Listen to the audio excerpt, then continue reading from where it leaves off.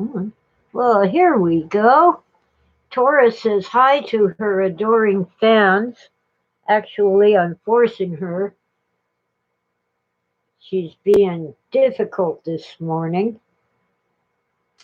Good morning. That's a good kitty cat. Ah, getting heavy. She weighs a ton. Okay, no bite to mommy. Yes, you're a good girl. You need a bribe, don't you? Kitty cat treats. Come on. Yes, treats make everything well and right and good. Another empty bag of kitty cat treats. Okay, let's see. First Peter 3, and I'll go with the ESV translation. Since I don't read Greek very well, I know a few words, I know the alphabet, but I don't know that much. Oh dear, this is that one. Likewise, wives, be subject to your husbands, so that even if some do not obey the word, they may be won without a word by the conduct of their wives, when they see your respectful and pure conduct. Oh dear, do not let your adorning be external, the braiding of hair and the putting on of gold jewelry, or the clothing you wear, but let your adorning be the hidden person of the heart, with the imperishable beauty of a gentle and quiet spirit, which in God's sight is very precious.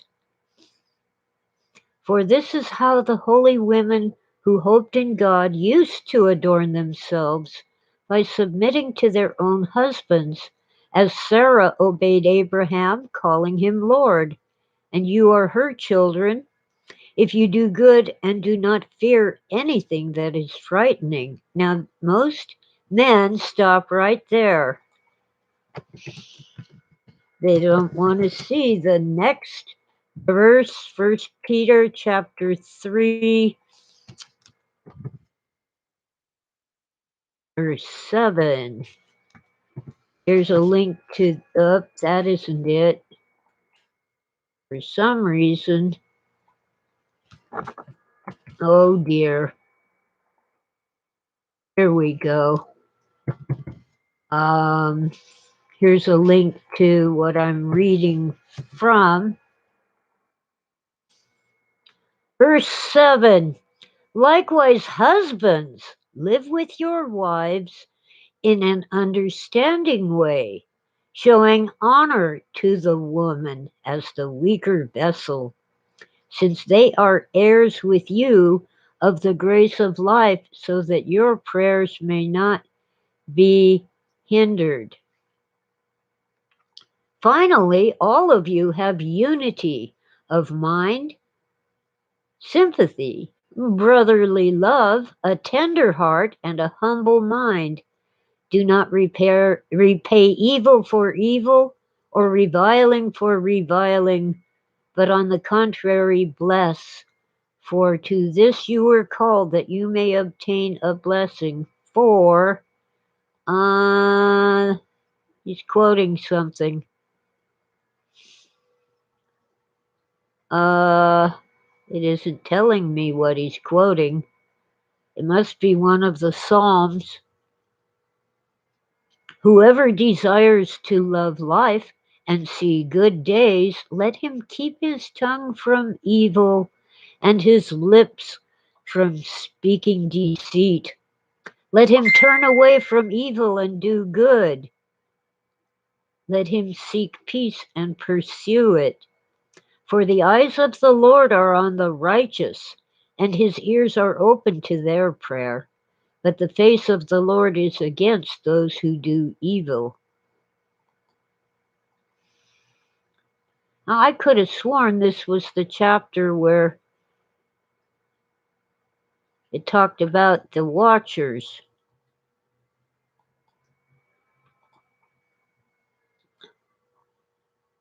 Maybe I've got the wrong chapter, but it's a good one anyway.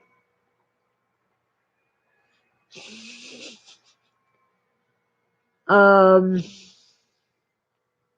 okay, verse 13. Now, who is there to harm you if you are zealous for what is good? But even if you should suffer for righteousness' sake, you will be blessed. Have no fear of them, evil phone, making noise. Have no fear of them, nor be troubled, but in your hearts honor Christ the Lord as holy, always being prepared to make a defense to anyone who asks you for a reason for the hope that is in you. Yet do it with gentleness and respect, having a good conscience, so that when you are slandered, those who revile your good behavior in Christ may be put to shame. For it is better to suffer for doing good, if that should be God's will, than for doing evil. For Christ also suffered once for sins, the righteous for. Okay, so Christ also suffered once for sins, the righteous for the unrighteous, that he might bring us to God, being put to death in the flesh, but made alive in the spirit. Here we go. Verse 19, in which he went and proclaimed to the spirits in prison, because they formerly did not obey, when God's patience waited in the days of Noah, while the ark was being prepared, in which a few, that is, 8 persons, were brought safely through water. Baptism, which corresponds to this, now saves you, not as a removal of dirt from the body, but as an appeal to God for a good conscience, through the resurrection of Jesus Christ, who has gone into heaven and is at the right hand of God, with angels, authorities, and powers having been subjected to him.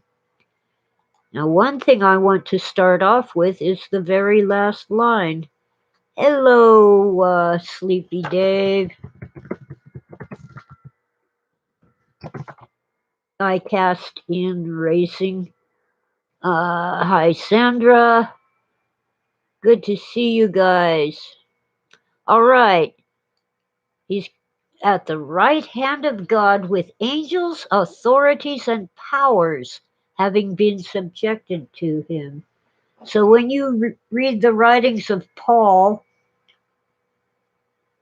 about principalities and powers and wickedness in high places, uh, they're among the spirits which we call angels because we just don't have the vocabulary that people had in ancient times.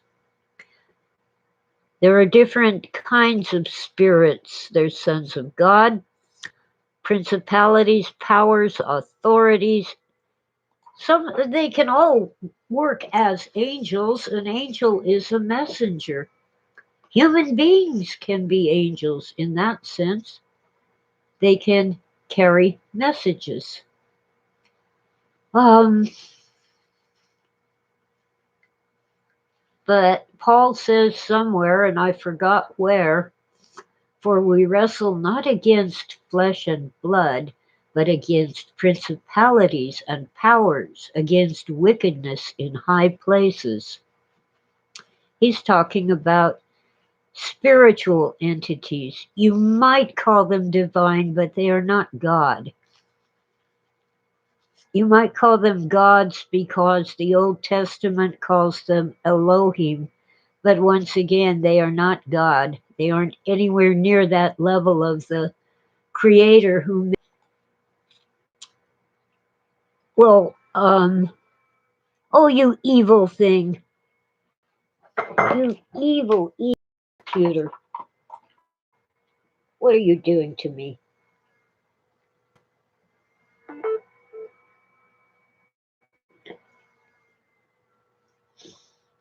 It should not disconnect. I'm using the hotspot. Evil computer, I don't know how much you missed. Well, it was saying that I had an unstable connection.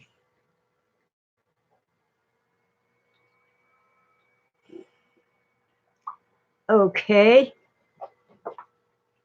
Um, Principalities and powers. And as Paul said, we wrestle not against flesh and blood, but against principalities and powers, against spiritual wickedness in high places. And here at the end of 1 Peter 3, Jesus sits at the right hand of God with angels, authorities, and powers having been subjected to him. But let's back up again to verse 19, in which he went and proclaimed to the spirits in prison, because they formerly did not obey when God's patience waited in the days of Noah, while the ark was being prepared.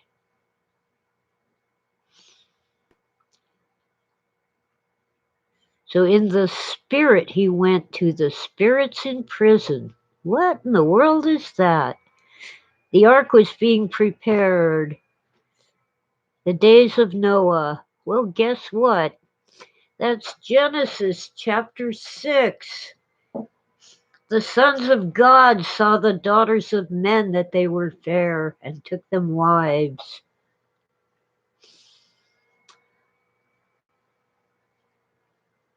Why are the spirits in prison? Well, you could go to the book of Enoch.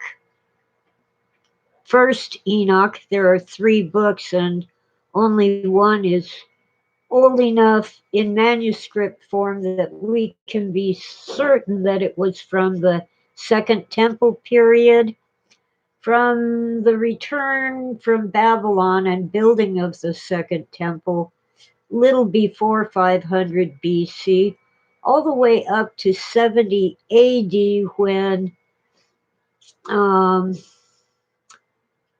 the Romans destroyed the Second Temple. There are at least fragments of First Enoch among the Dead Sea Scrolls. We don't have it in Hebrew. The Dead Sea Scrolls have it in Aramaic. There is a complete or mostly complete version in I forgot the name of the language. It's basically Finland. Uh, and a complete version, of course, in the Bible of Ethiopia, the Abyssinian text. The old name for Ethiopia was Abyssinia. Well, we could also go to the Greek myths, the Titans.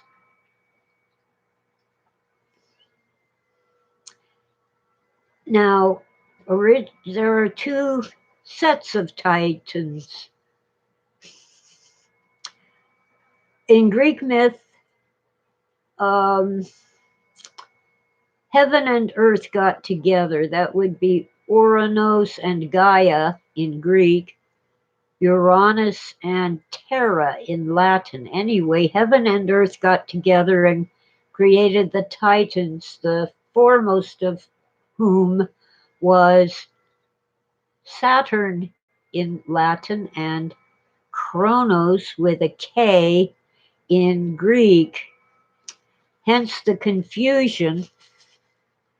Now, no ancient Greek would have thought that Kronos, Saturn, actually it's more like Kronos, had anything to do with time, because time is chronos with a ch. We might say tronos.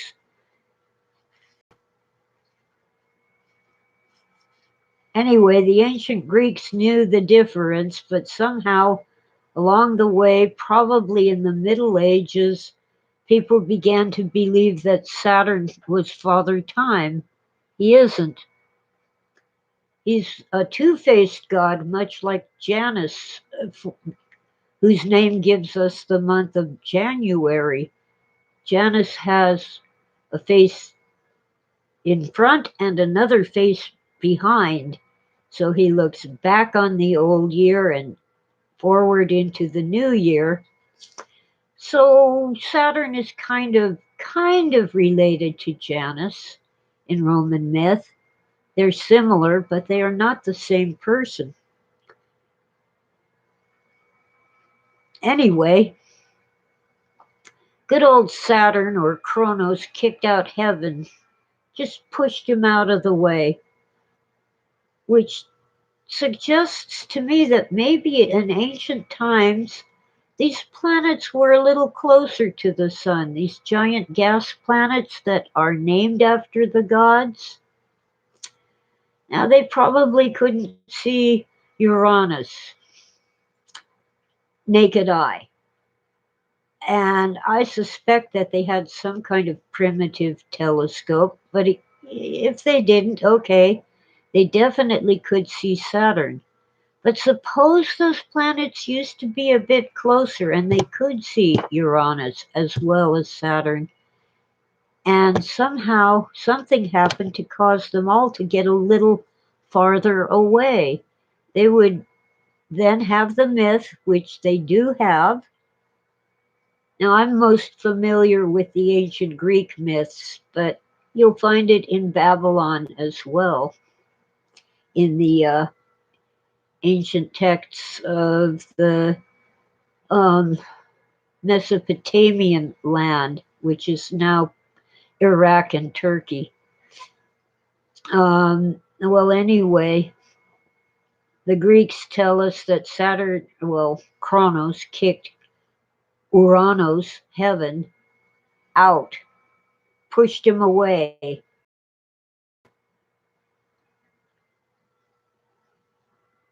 And then Kronos, Saturn, was afraid that one of his sons would do the same thing to him.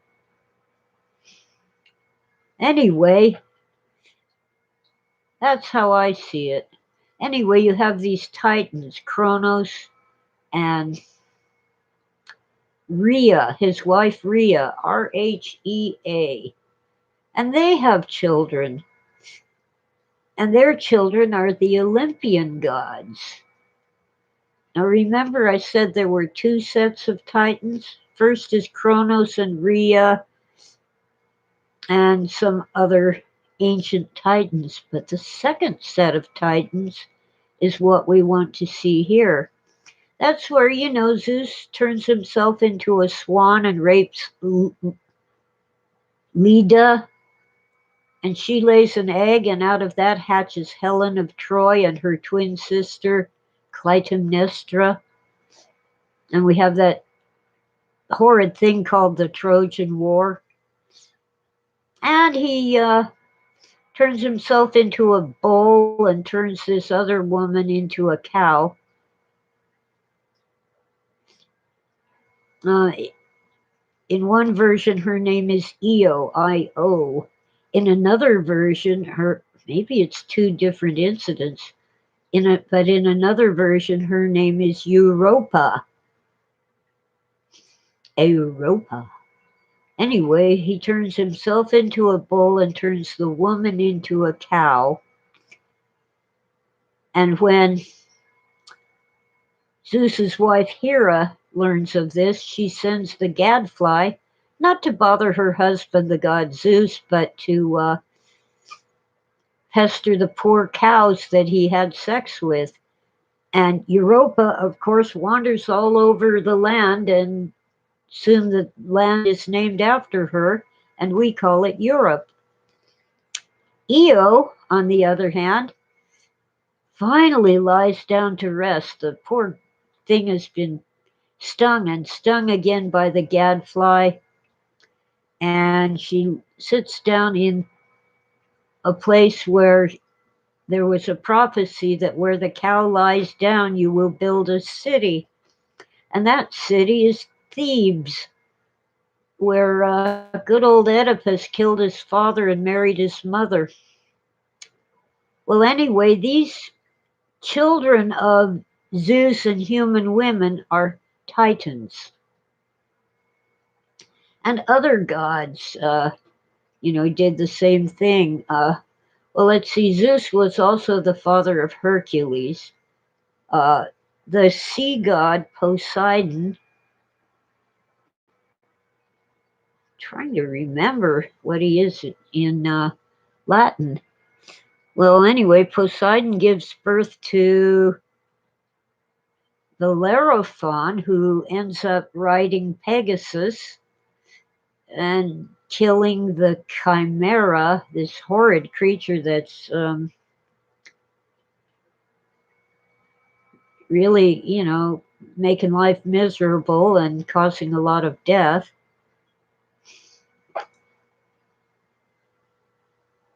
Oh, wow.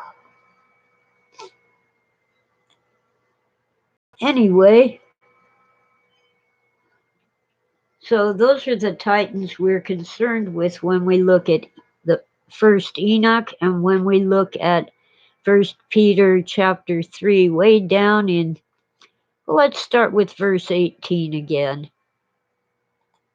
For Christ also suffered once for sins. Some manuscripts say died and others say suffered. The righteous for the unrighteous, that he might bring us to God, being put to death in the flesh, but made alive in the spirit, in which he went and proclaimed. So he's in the spirit when he proclaims to the spirits in prison. And of course, most commentaries won't tell you what the heck that means. Well, this one doesn't either. It has a few footnotes and stuff like that, but basically, spirits in prison, that's got to be in the land of the dead. It's either in heaven or in hell.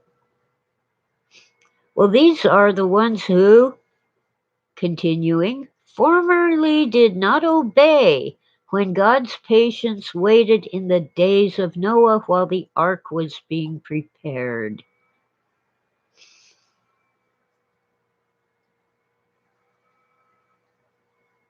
Okay, so that's Genesis chapter 6, where the sons of God saw the daughters of men. Well, um, Zeus and all of his compatriots, Poseidon, and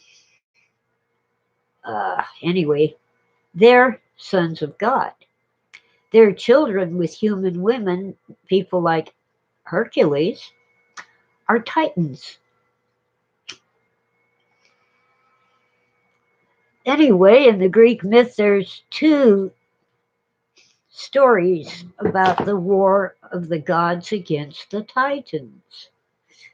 There's the Gigantomachy and the Titanomachy, and I propose to you that these are two different sets of Titans or giants. The original Titans would be like Saturn and Rhea and those guys, the old gods who kicked heaven out a little farther away from the sun so we couldn't see them anymore. And there was a war between those Titans and the gods, Jupiter, Zeus, the Olympian gods, Mars, Ares, Venus, Aphrodite. Romans kind of adopted the Greek myth. In fact, many people in Italy were of Greek origin, and they used Greece and Rome used to fight over the islands like Sicily and Sardinia and all that in the Mediterranean and the um, is it? I think it's the Aegean Sea. My geography's not that great, and I didn't look it up. Hi, Vican. Vican is listening all the way from England. My water's empty. I'll get some more and be right back. Uh,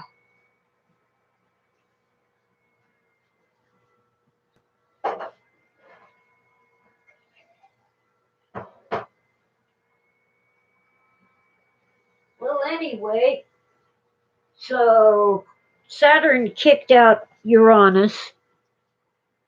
Jupiter kicked out Saturn.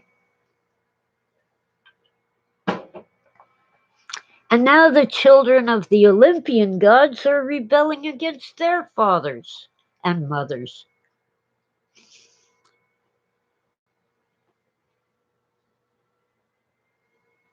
And that's kind of a pagan reflection of what we see in the spirits in prison. Where were the Titans locked up? In Hades, in hell, in chains of gloomy darkness. I think that's in Jude. Anyway, and Jude has only one chapter. It's easy to look up. So these spirits in prison in 1 Peter 3 are pretty much the Titans of Greek myth. Now, they don't line up exactly, but they're close. Now, let's look at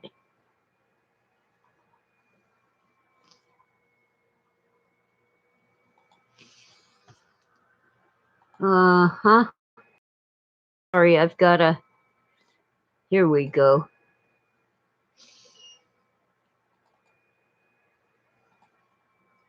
Oh, come on. Here we are. I've got to look up the book of Jude. They don't line up exactly, but you know, all of these stories were written by men, and I mean men because they didn't teach women to read, male chauvinist pigs that they were. But the scriptures that we have are inspired by God, and the Greeks did not ever claim that their myths were inspired by God. So there's a slight difference there.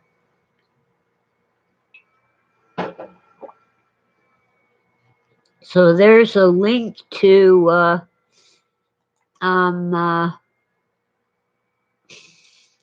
the book of Jude.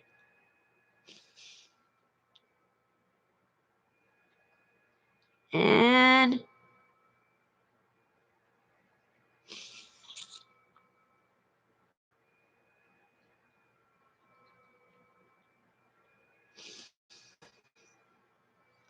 let's see. As I said, there's only one chapter.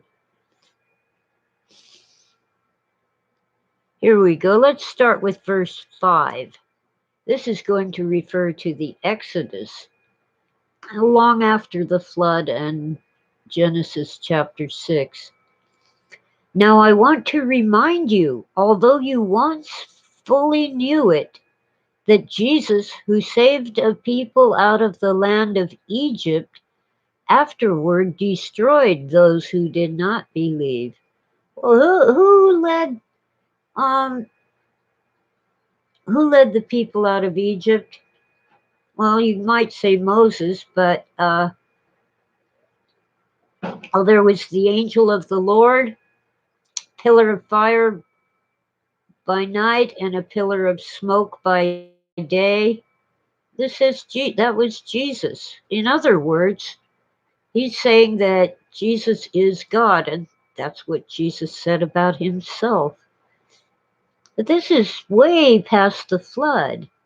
But verse 6 goes on, and the angels who did not stay within their own position of authority, but left their proper dwelling, he has kept in eternal chains under gloomy darkness until the judgment of the great.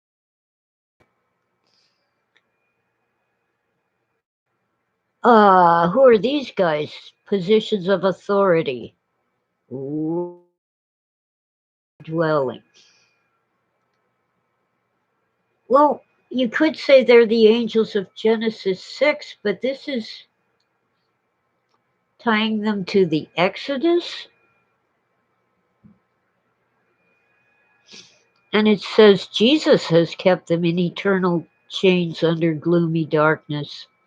That would be in hell, Hades in Greek, Sheol in Hebrew, and that is not the hell that we have in our heads because we read it in Dante's Inferno. Well, it's not exactly my own knowledge, Beacon. I have help from real scholars who can read Hebrew and Greek and Aramaic and all those other languages, but I'm learning. Well, anyway, and then he says in verse 7, just as Sodom and Gomorrah and the surrounding cities, which likewise indulged in sexual immorality and pursued unnatural desire, serve as an example by undergoing a punishment of eternal fire. Now, that kind of says that the angels, which is a poor translation, but we'll go with it, who did not stay but left their proper dwelling, their sin was sexual, just like Sodom and Gomorrah, where they basically have sex with anything that moved and maybe a few things that didn't move.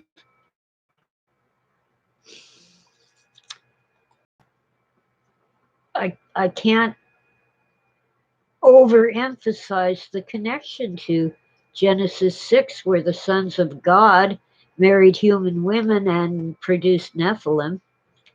It's expanded in the book of First Enoch. Now, Enoch is not scripture, and there's things in it that make it clear that we don't want it in scripture, but it fills in the background that they left out of Genesis because when that was written, everybody knew the story.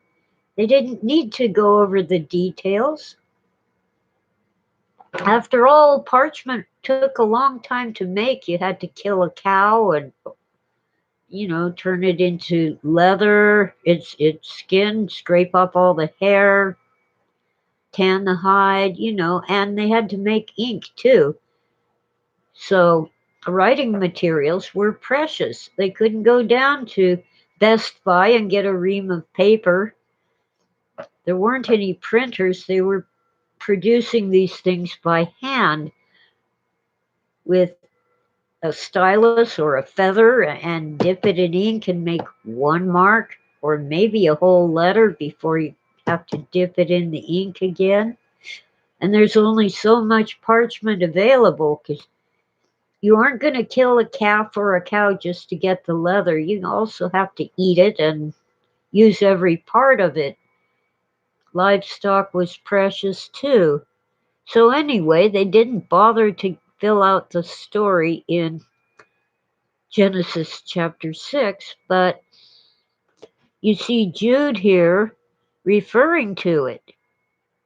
Now he's probably also referring to the book of First Enoch. Now left their proper dwelling. Uh, Which verse is that? Okay, it's verse 6. It doesn't have it here.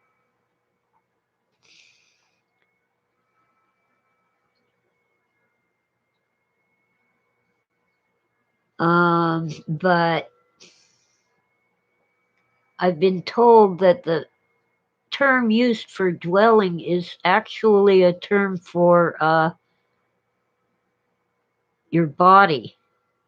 That the angels who are spirit took on uh, bodies of flesh so they could have sex with their human wives. And down in verse 7, unnatural desire can be different flesh. There's a footnote on that here. In Greek, it's really different flesh. In other words, not your species.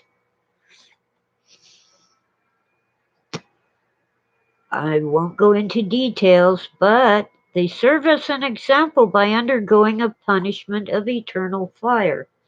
Now, did Sodom and Gomorrah burn forever? I don't think so. But we take from Dante the idea that hell is always on fire and souls are burning up forever.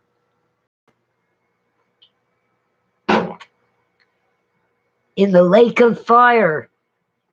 No, they're burned up and gone forever.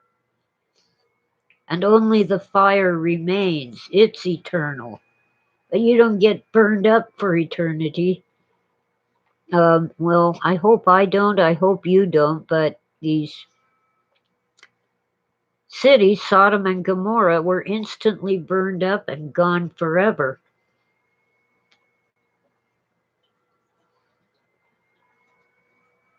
Woo!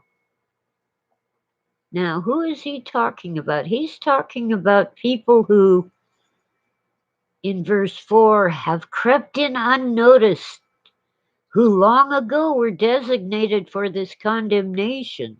Ungodly people who pervert the grace of our God into sensuality and deny our only Master and Lord Jesus Christ. And then down to verse 8, yet in like manner these people also, relying on their dreams, defile the flesh, reject authority, and blaspheme the glorious ones. But when the archangel Michael, contending with the devil, was disputing over the body of Moses, he did not, sorry, he did not presume to pronounce a blasphemous judgment. What does that mean? Well, only God judges. Michael's only an angel, an archangel at that, but he isn't God. So, did not presume to pronounce a blasphemous judgment, but said, the Lord rebuke you. Now, we don't have the story of them contending over the body of Moses, but it's in the intertestamental or Second Temple literature that is not in the Bible, but, well, some of it is. They're called Apocrypha. They're in the Catholic Bible, just not the Protestant Bible. Anyway, let's see. But these people blaspheme all that they do not understand. I'm getting throat tickles, sorry. And they are destroyed by all that they, like unreasoning animals, understand instinctively. Woe to them, for they walked in the way of Cain and abandoned themselves for the sake of gain to Balaam's error and perished in Korah's rebellion. What was Balaam's error? Oh, he disobeyed God. His donkey. Now, in the Bible and in Europe, it's called an ass or an onager. It's a donkey. He was riding his donkey to go and curse the Israelis, and God told him you can't do that.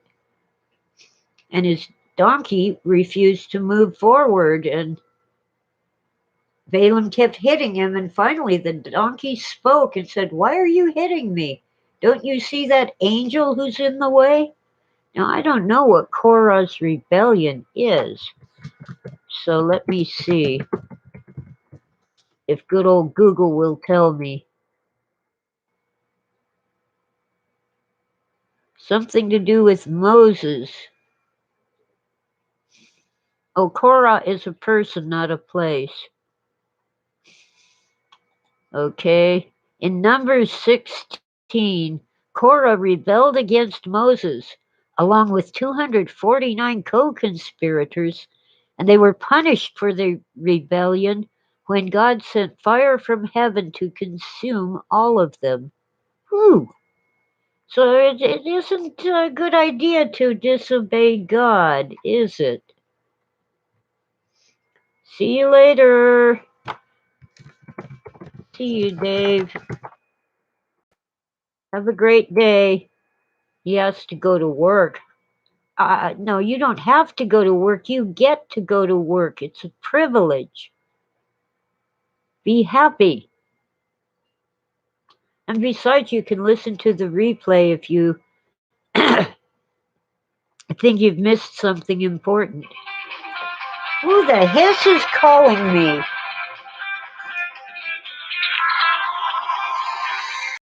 This is an urgent message for the vehicle owner. Yep, right. You betcha. Spam. A robocall recorded for the vehicle owner. I don't have a vehicle. They want to tell me my warranty expired or I could get cheaper insurance. Okay, Korah's rebellion was against Moses. So this is all over the place. Jude is drawing upon tradition and scripture. Verse 12, these are hidden reefs at your love feasts. That's the agape, the love feast. It's sort of like a potluck. As they feast with you without fear, shepherds feeding themselves. They're supposed to feed the sheep, aren't they? Waterless clouds swept along by winds. In other words, they don't give us rain. Fruitless trees in late autumn, twice dead, uprooted. Wild waves of the sea, casting up the foam of their own shame. Wandering stars for whom the gloom of utter darkness has been reserved forever. So these people, humans, are also going to be chained up in gloomy darkness along with the Titans, the fallen spiritual beings, fallen angels. And here, Jude out and out tells us about Enoch.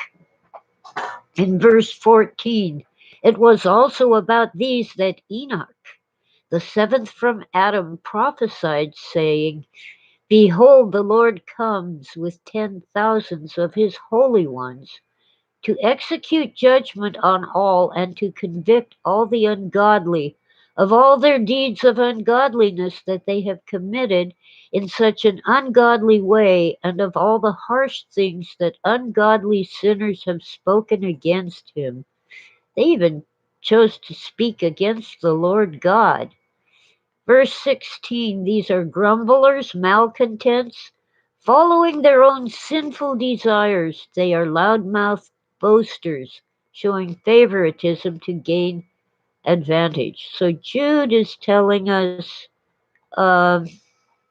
you've got Trojan horses among you. You have people who don't believe, and they're just in your church for what they can get. And they're equivalent to the spirits, the angels or sons of God who rebelled against God, who followed their own sinful desires instead of doing what is right. Okay, now I'm going to take a quick break to recycle some coffee, but don't go away. I will be back. Well, hi, sweetie. I can't pick up Sweetie and show her to you. She's still awfully skittish. Not bad for a feral kitty, though, to come and get pretty close to me because she wants some treats. Yeah, well, you'll have to wait because I got to go potty, okay? I'll be back. Sorry, kiddo. Oh, hey, good girl.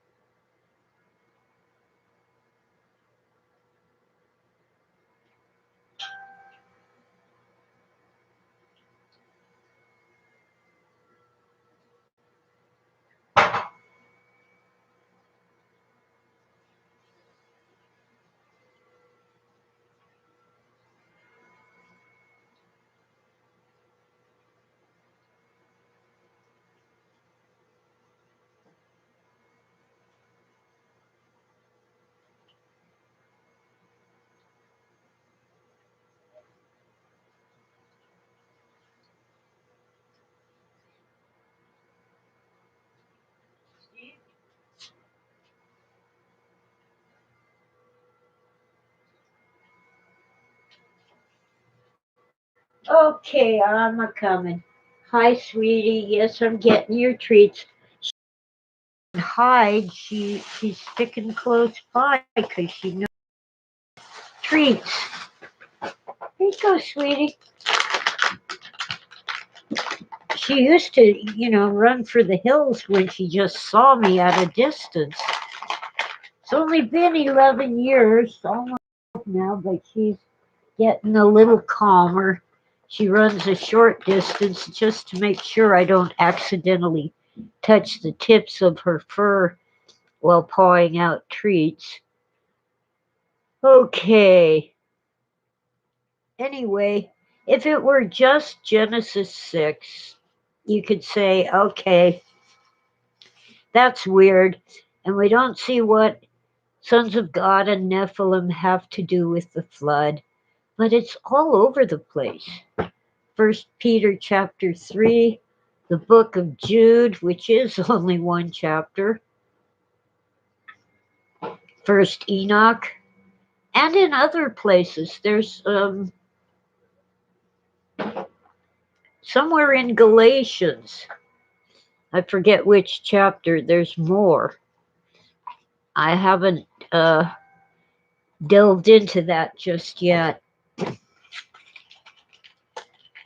but it has to do with why women should cover their hair. Um, I imagine it has to do with why men wear the yarmulke. That's actually the Yiddish word for it. The little hat. Let me see. Let me see if I can get a synonym for it. Yeah, yeah, yeah.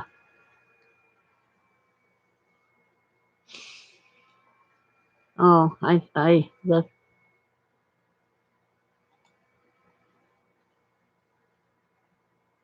your muka.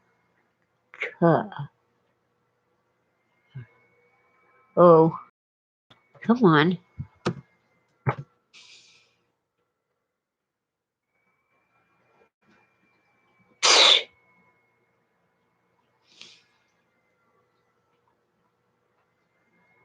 Um, Kippah. We might call it a skull cap, but in Hebrew it's a kippah.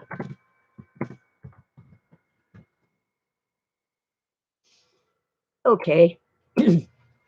But Galatians has to do with why women should cover their hair, and it says because of the angels.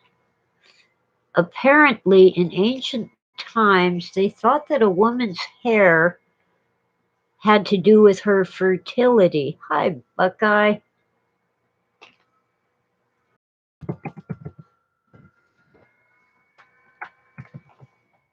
Uh, yeah, I'm only 50 minutes in.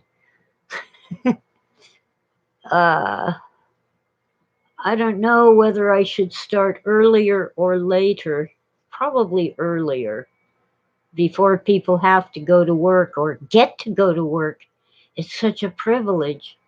Well, anyway, I will be looking into that Galatians, and I think it's chapter 6, but I'm not sure. But I'm pretty sure Paul wrote it. There's some dispute about that, but it was probably Paul. Um, Women should cover their hair, especially when they go to church. See, this is a Christian thing because it's um, because of the angels, and since their hair was considered sort of a sexual organ, had to do with fertility and fecundity. Um, because of the angels probably refers back to Genesis 6 when the sons of God saw the beautiful daughters of Adam and married them. You don't want to tempt the angels by going into church naked, so cover your hair. And Orthodox Jewish women do cover their hair, often with wigs, which seems strange, but it isn't their own hair. And it is a symbol of modesty. It's to say, hey, only my husband can see my hair. It seems weird to us because we don't see a connection between sex, pregnancy, and hair. But that's also why men were expected to have short hair, because long hair was a female thing. I'm not going to go into detail, but trust me, Jesus almost certainly had his hair cropped short. Not at all like the images in our Sunday school magazines with the long flowing curls.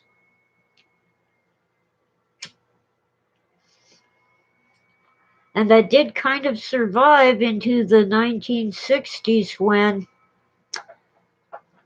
parents were up in arms because their sons let their hair grow so long.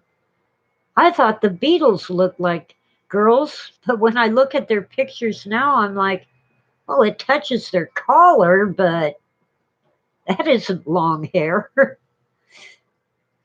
And there were times like when uh, there were all these revolutions going on in America and France and so forth.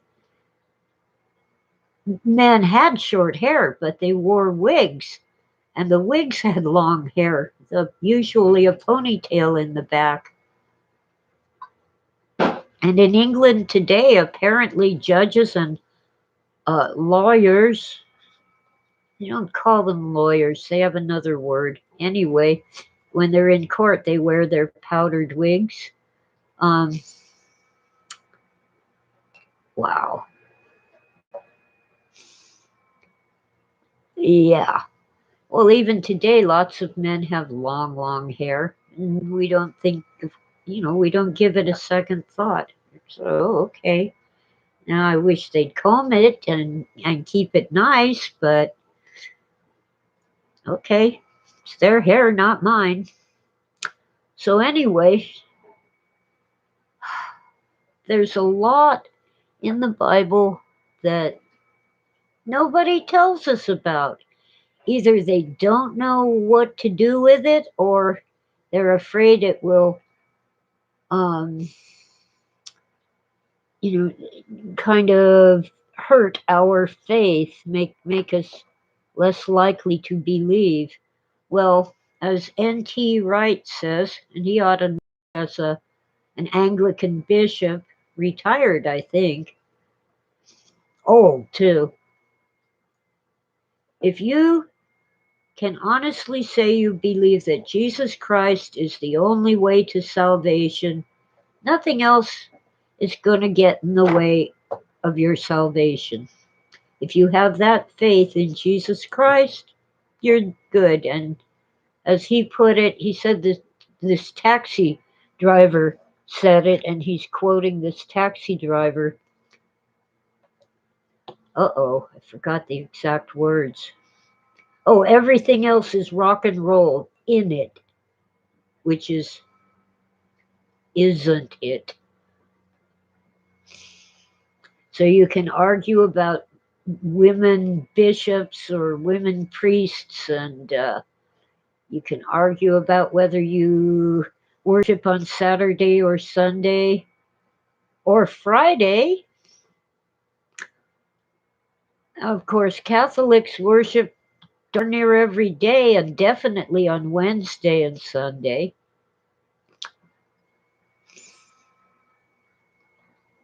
Yeah, I missed getting my hair cut last summer. It is a hassle to keep it untangled and halfway decent. You have to wash it, you shampoo your hair more often and use more shampoo when it's long. And in the summertime, I really like having it a little shorter than this. But right now it's winter and it covers my ear. Yeah, beards are a hassle. I went with my husband. Phil would go to the barber and get his hair trimmed real short, and I wouldn't let him kiss me because it was like sandpaper. Darn near took the skin off my face. So, not until you let that grow out, buddy.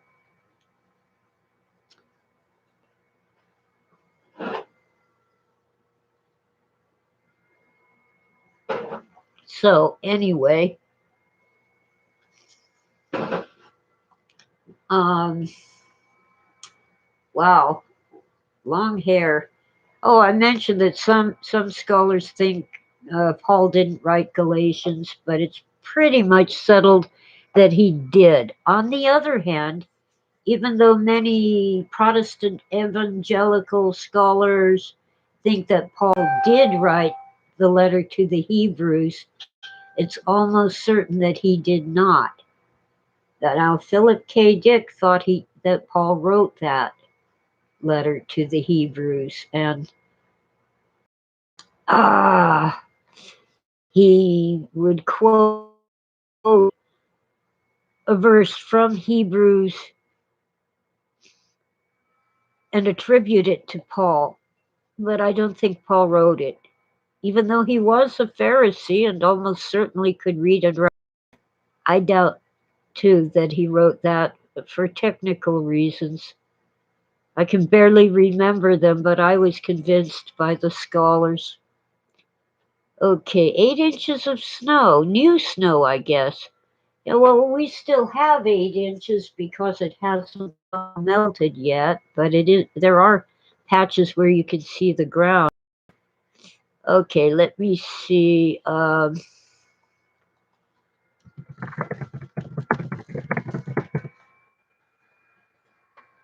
think it's this one. John Donne. Oh, no. Death, where is thy sting?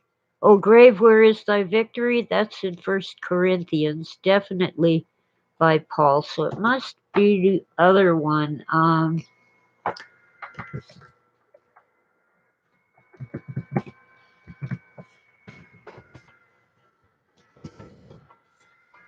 Yeah.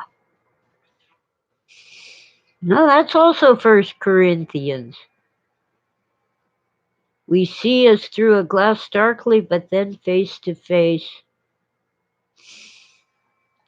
All right, I'm gonna go dumpster diving for what it was in the letter to the Hebrews. Bible Gateway.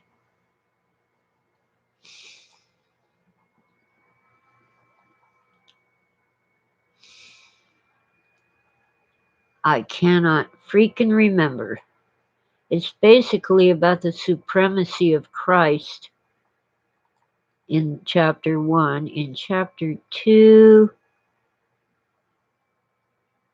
verse 5. Okay, I'll give you a link to what I'm reading in Hebrews.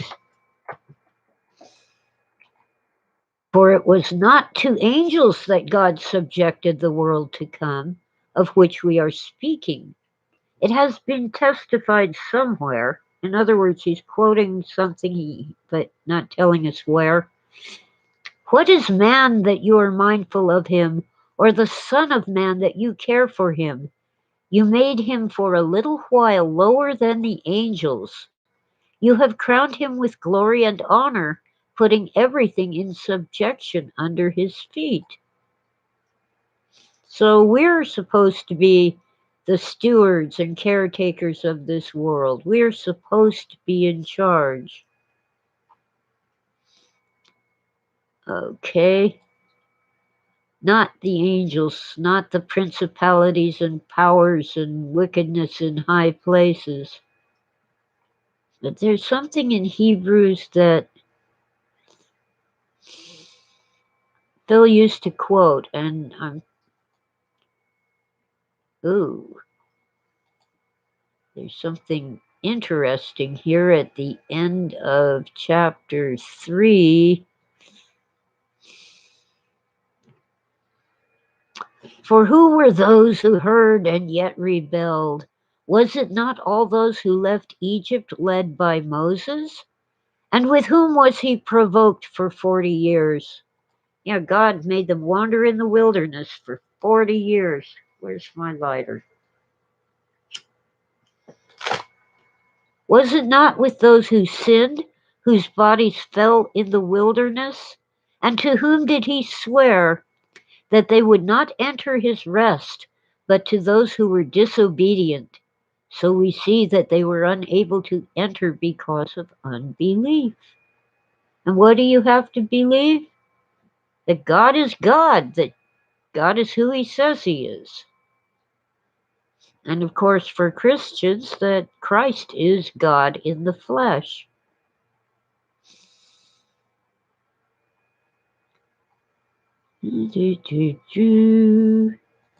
I have a feeling it's going to take me a while to get to what Phil used to quote, but let's keep going.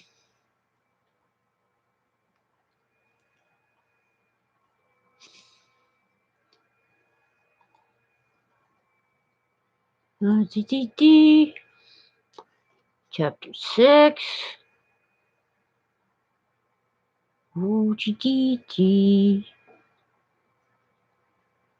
Basically telling them, quit being children, grow up in the faith.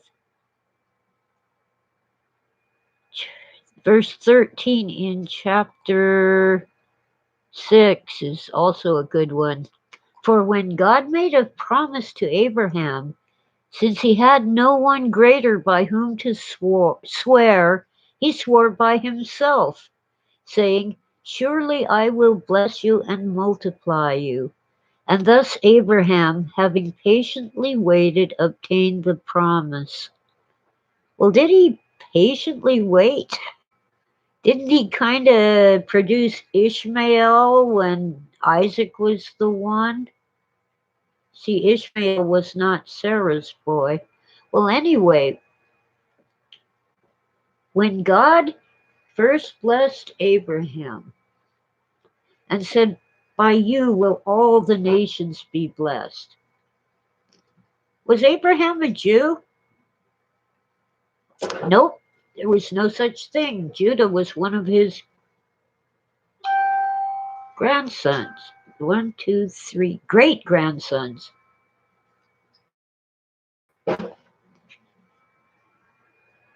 Was Abraham circumcised? Nope, that came later as a sign of obedience to God. Abraham knew nothing except that God was God when God blessed him. He didn't go to temple, there wasn't a temple. He didn't do the mikvah, the ritual bath, there was no such thing.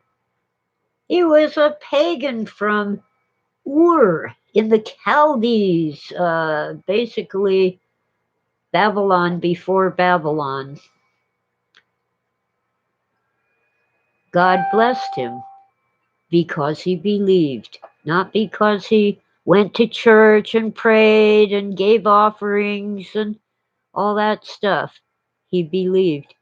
And the last two verses of chapter 6, 19 and 20, we have this as a sure and steadfast anchor of the soul, a hope that enters into the inner place behind the curtain. I'm stopping there because the revelation of John, the apocalypse, apocalypse didn't mean disaster. It meant drawing out from behind the curtain.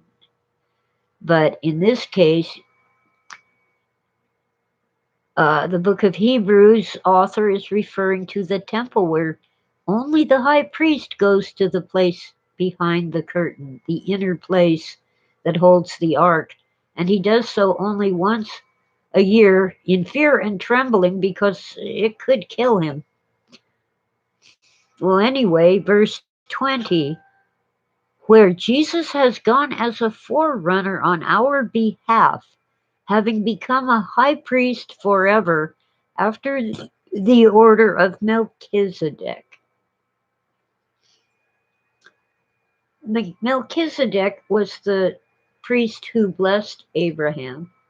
Now, the one who gives the blessing is superior to the one who receives it. So he's higher up than Abraham. He's a priest of the Most High God, but he's definitely not a Levite. There weren't any Levites. They were, the priests are the descendants of Levi, a son of Jacob. And by the way, Moses and his brother Aaron were Levites. Well, anyway, when after Abraham rescued Lot and all that, he gave offerings. He gave a tenth to Melchizedek. So what they're saying is, see, Jesus was not a Levite. He wasn't a priest, but he was or is in the same way that Melchizedek was a priest of the Most High God. Now, where is that? And chapter 7 goes on, for this Melchizedek, king of Salem, priest of the Most High God, met Abraham returning from the slaughter of the kings and blessed him. And to him Abraham apportioned a tenth part of everything. He is first, by translation of his name, King of Righteousness, and then he is also King of Salem, that is, King of Peace. He is without father or mother or genealogy, having neither beginning of days nor end of life, but resembling the Son of God He continues a priest forever. Well, we can quibble about what Melchizedek really means, but he was presented in Genesis as the king of a town called Salem, which is Shalom, and probably became Jerusalem. That does mean peace, but we don't have any evidence that Melchizedek didn't have human parents. It's just that we have no record of it, and we have no record of his death. So, no, without father or mother or genealogy, having neither beginning of days nor end of life, we don't have records of that. But Jesus is compared to Melchizedek in chapter 7. But that isn't what I'm looking for. That's for another discussion. I've been going on for well over an hour, but let's see if I can find that thing that Phil used to quote. Pretty sure it's past here.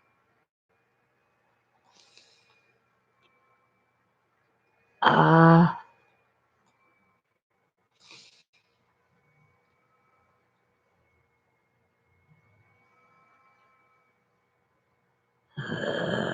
Jeez. Um,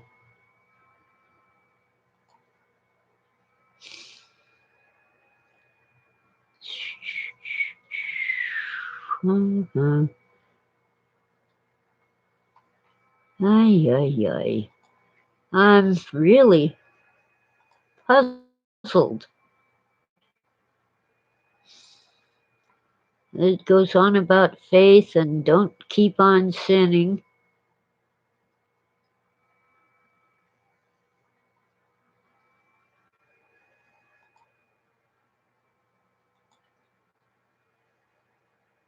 Come on. And Moses being hidden for 3 months before they kind of tricked the Pharaoh's daughter into adopting him.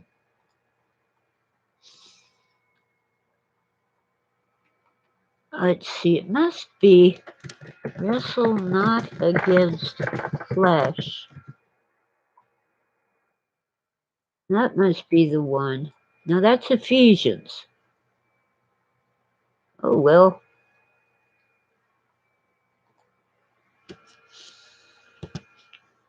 Let's go to Ephesians.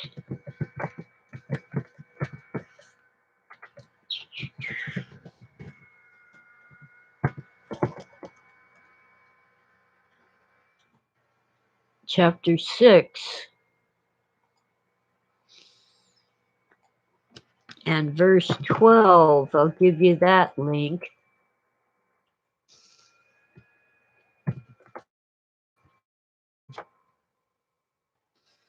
Remember how in First Peter chapter 3 it was angels, authorities, and rulers? Well, here in Ephesians chapter 6, verse 12, for we do not wrestle against flesh and blood, but against the rulers, against the authorities, against the cosmic powers over this present darkness, against the spiritual forces of evil in the heavenly places. I kind of like the King James more. That's the ESV, a very recent translation. Based on the fact that we have more manuscripts now than we did in the past. Hmm.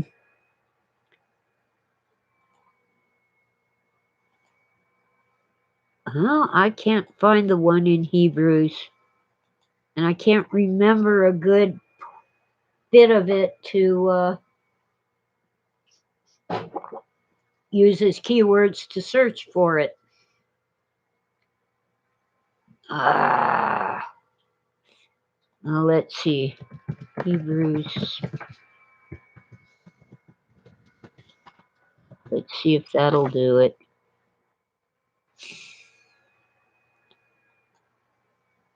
Ay.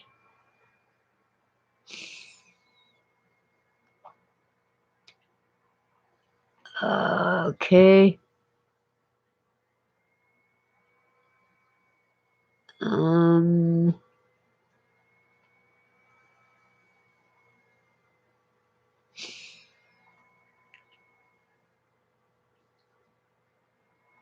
Here we go. Maybe it's.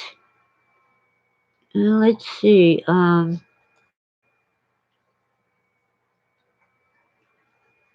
think I might be close to it here.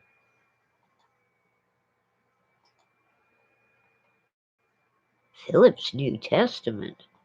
Okay, Hebrews chapter 2.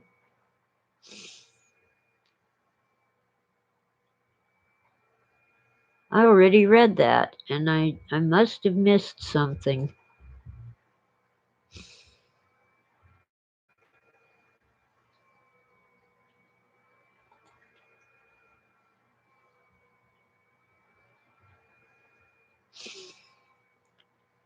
Huh. Oh, Hebrews chapter 2 is cool, but it isn't what I'm looking for. So I'll have to leave that for another time. But I am, yeah, kind of obsessive about chapter 6 of Genesis. After all, the Babylonian and other Mesopotamian myths tell us that the gods came down and messed with our DNA. They mated with human women, but they kind of worked it out so we were not as smart as they were, but smarter than we used to be, and stuff like that. So it isn't just this cryptic reference in Genesis chapter 6 that's telling us that some kind of creature that was not human mated with human women and produced Nephilim, which is actually, I think it's an Akkadian word. It's not Hebrew. It's, anyway, it means giants, but I think it's a pun. It kind of looks like the Hebrew word nephal, to fall, the fallen ones. Well, I think it's a pun. They are giants and they are fallen.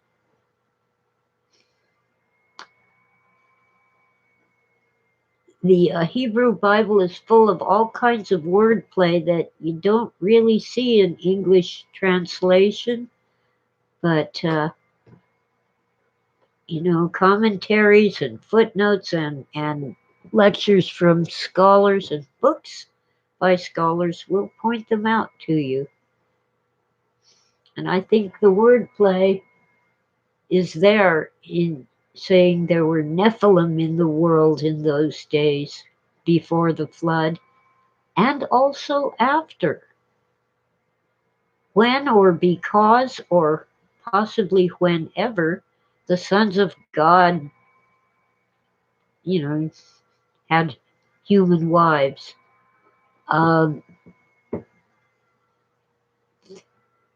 Now I've heard it said that, oh, they wouldn't repeat that sin after the flood. Look at how terribly they were punished. And those who hadn't done it before certainly wouldn't do it after they saw that punishment. Well, that kind of ignores the arrogance of evil. They always think they can win. So maybe there was hanky panky going on after the flood. Certainly, the citizens of Sodom, where Lot had these house guests who happened to be angels, they weren't afraid to mate with angels, were they?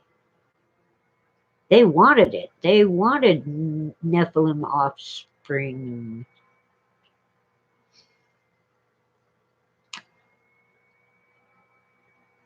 So,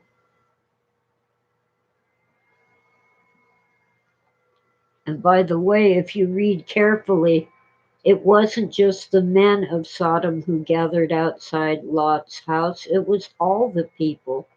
That includes women.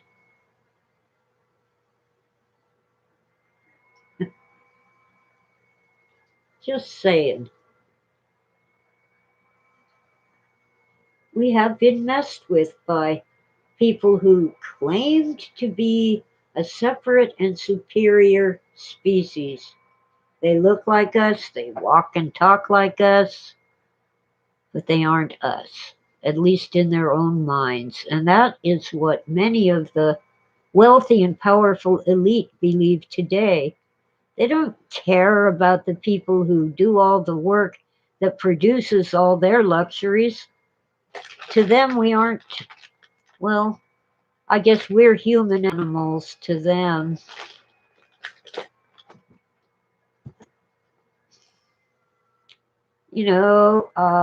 Farmers take really, and that's kind of the way at least some of the wealthy and powerful elites of this world. Wow. Anyway, let's our immune systems develop immunity by being exposed to germs. Oh, come on. Unstable mind. Tootie, I want you. Consider us cattle. We're their property. And in at least a metaphorical sense, they plan to eat us. I keep thinking of that Twilight Zone episode. There was a book called To Serve Man, and it was a cookbook. The aliens were providing us with good health care and food and stuff, and taking us back to their planet, to paradise, where they cooked us, killed us, cooked us, and ate us. Well, anyway, back to immunity. We have not been exposed to the normal cold and flu germs and other things that are, in our environment, usually passed around by humans. So our immune systems have not had a chance to strengthen their resistance to germs. If and when the lockdown ends, don't go nuts. Take it slow and easy, or you'll be hit with a germ that you are not immune to because of the lockdowns and shutdowns. Slow and easy.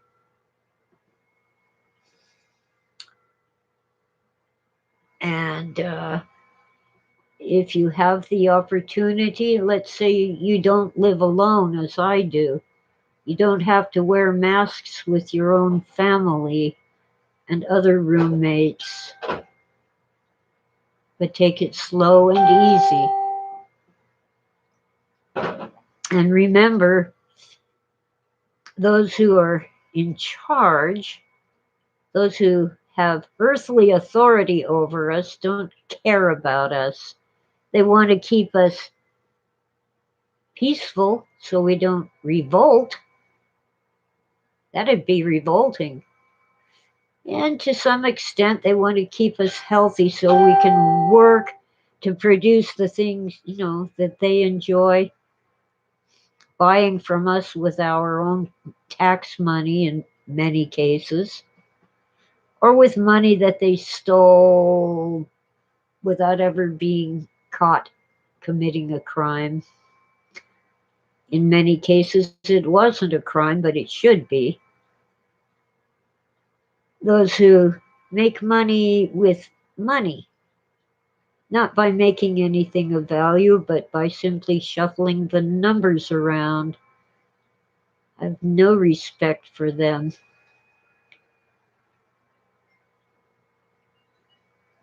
They buy just enough of a stock to make the price go up so they can sell it real quick, while ordinary people who maybe the company gave the employees a bonus in the form of stock shares, they lose because the value goes down again. Stuff like that. And insider trading, which isn't always exactly illegal, or as they say, it's only illegal if you get caught. And then those who get into politics and pass laws to enrich themselves, to make their lives easier, while we get regulated and taxed almost to death. Not quite. They want us to keep working and making things for them to enjoy. Oh well, I guess I should talk nice about them. Maybe they'll buy the rights to one of my books and make a movie, and then I'll be, yeah, I won't be up in the stratosphere, but maybe I'll be financially uh, stable and able to keep my home. You never know. But I'm not going to sell my soul for that. Just as Philip K. Dick did not sell Do Androids Dream of Electric Sheep to the Blade Runner people. They wanted to suppress his novel and pay some hack to write a novelization of the movie, and he wasn't having it. So when you read a novel, whether it's called Do Androids Dream of Electric Sheep or whether it's called Blade Runner, you'll find that it's nothing like the film because Phil refused to suppress his own novel, even though they offered him, he didn't say exactly, but it was several $1 million to do that. He didn't sell his soul, but he took the Hollywood money to be finally, first time in his life, financially stable. Not wealthy. His children are not wealthy either, although I'm sure some lawyers and movie producers are wealthy. I'm not hearing a noise outside my house, Buckeye. I think it's actually my computer making noise, or it could have been the phone. The phone, my phone was making noise.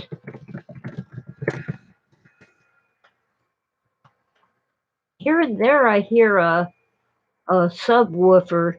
There's a guy out for the car stereo at the neighbor's and EIGH house. The guy has a subwoofer, and I think he put his speakers in backward or something because it just goes boom, boom. Anyway, I'm getting ready to sign off. I've been on for an hour and a half, and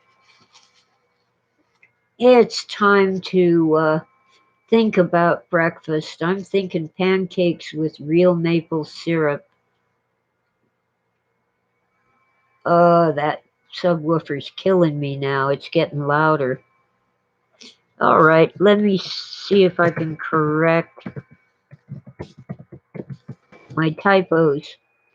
As you can see, I'm a little dyslexic.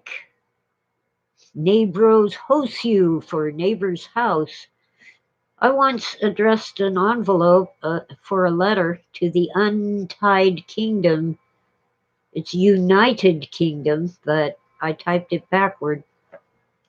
Anyway, I really gotta go. Thank you all for listening.